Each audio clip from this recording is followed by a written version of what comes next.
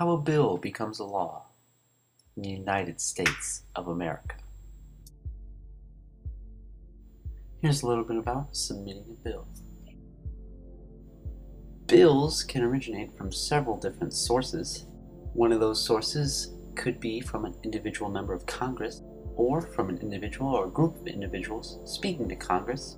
It can be submitted to Congress by one or more state legislators, or the President or his administration might suggest a bill. Bills may originate in either the Senate or the House of Representatives. The only exception is that all bills dealing with raising revenue must originate in the House of Representatives. Here's a little bit about committees. Both houses of Congress, the Senate and the House of Representatives, are divided into different committees. Most of those large committees are then again divided into smaller committees called subcommittees. Once a bill is introduced, it is assigned to a committee. Let's say that the bill is about nachos. That bill would be sent to the full committee of food and then to the subcommittee of food that you can get at a baseball game. Witnesses can be called in to testify as to why they think this bill would be a good idea. If Congress doesn't think this bill is a good idea, then it dies. Let's say that there's a bill about all different types of food. This bill would directly warrant the full attention of the full committee of food. This bill can also have hearings from witnesses that think that this bill would also be a good addition. Again, if this bill isn't a good idea, or it's just plain silly, then this bill dies. Here's a little bit about the House procedure after a bill is sent to the full House. In the House, a bill approved by a committee is referred to the whole House. Most of them are then referred to the so-called Committee of the Whole, which consists of all members of the House with a much lower quorum requirement, and that means that less people need to show up for a debate to occur. Once in the Committee of the Whole, it is read and then debated upon. Equal amounts of time are given to the two main parties in the House, and then when the time for the debate is up, a second reading is done. After the second reading, amendments to the bill may be offered, debated upon, and then voted upon. Once the Committee of the Whole is done with the bill, it is then referred back to the full House. But a bill cannot be killed in the Committee of the Whole, although amendments may be placed in the bill that make it undesirable. This is often known as a poison bill. Once in the hands of the full House, the amendments placed on the bill by the Committee of the Whole are voted upon. The amendments are voted upon one at a time. After that, one of two votes can happen. Either a vote to recommit, which can send the bill back to the Committee of the Whole if approved, or a vote on the bill, as amended. If a recommit vote fails, a full vote is taken. If a bill passes, it is then organized and published. Now here's a little bit about the Senate procedure on how a bill becomes law. After a Senate committee refers a bill to the full Senate, it can take one of two main roads. In some cases, with emergency or other non-controversial bills, a simple voice vote is taken of the Senate, and the bill either passes or fails. Amendment is possible even when the simple voice vote is used. If consent for a voice vote is not available, the bill is then placed on a calendar for review by the entire Senate at a later date.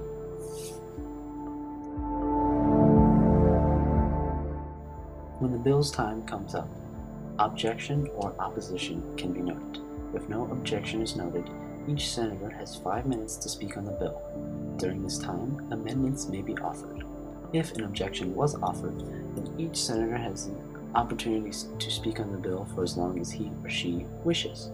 After all amendments are offered and voted upon, and all senators who wish to talk have had the chance to, the bill is put forth for a vote. And now here's some stuff about conferences. Once a bill leaves the House and the Senate, it must be checked. If anything in the two versions of the bill differ in any way, even in something as minor as punctuation, the bill must be reconciled. The House in which the bill originated in is given a copy of the bill with its differences. For example, if the House originated a bill, then sent it along to the Senate for consideration, and the Senate made changes, the bill is then sent back to the House. If the changes are minor, they might be accepted by the originating House with no debate. If the changes are more substantial nature, a conference is called for. In a conference, a number of representatives and a number of senators meet to work out the differences in the two versions of the bill. but they cannot substantially change the bill.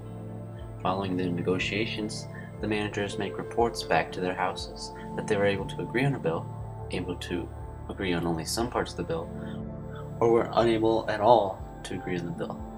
If the first case, that they were able to agree on the bill, then the bill is re-voted upon in both houses. If the latter two cases, meaning they were only able to agree on some parts or unable to agree at all, then the bill may go back to a new conference committee, referred back to the committees in the two houses, or it may just die because the differences are too vast to bridge. Now, on to the President. Regardless of how a bill leaves Congress, once it does, it goes to the President for his signature. The President may sign the bill at any time after its deliverance. If it sits unsigned for more than the 10-day period, it becomes law regardless of his signature or not. The exception to this 10-day period is commonly called a pocket veto.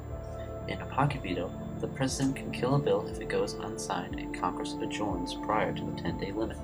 If the President vetoes a bill, a veto message is sent back to Congress. The message contains the President's objections to the bill. The two houses of Congress may decide to re-vote on the issue right away. Normally, it is known if enough members will vote to override the bill, 2/3 is needed. If such a majority exists, the re-vote is almost guaranteed. If no immediate re-vote is taken, the bill can be tabled for a later vote or sent back to the committee to have further work done. If a vote is taken to override and the vote fails, then the bill dies. Hooray! The bill becomes a law. Officially, after the President signs the bill, 10 days pass without a signature, or after a veto override, the bill is considered law. It is in effect at that moment, but in reality it is, of course, more difficult than that. The law is transmitted to the Archivist of the United States. The Archivist assigns the law number. The Archivist then publishes the law on its own as a pamphlet. This is known as a slip law.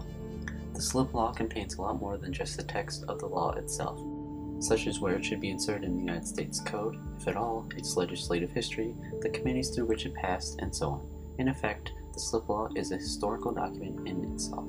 The law is also published in the United States Statutes at Large. The Statutes at Large is a collection of all laws passed in any given Congress. Finally, if a law affects the U.S. Code, it is added to the Code, striking out sections or clauses that a law removes, and adding new ones the law created. The entire U.S. Code is republished every 6 years. In a nutshell, someone proposes a bill, the bill then goes through committees, it either passes or dies. In the House, the bill is checked by the Committee of the Whole, and then seen by the full House. In the Senate, either talks about the bill for a long time, or it is put off for a while. Congress make sure the bills are the same. The bill can either die or move on. Once it is to the President, they have 10 days to sign it or it becomes a law automatically, unless a pocket veto. If they veto, it is sent back to Congress and they can override or change the bill. And when the bill becomes a law, it is in effect right away.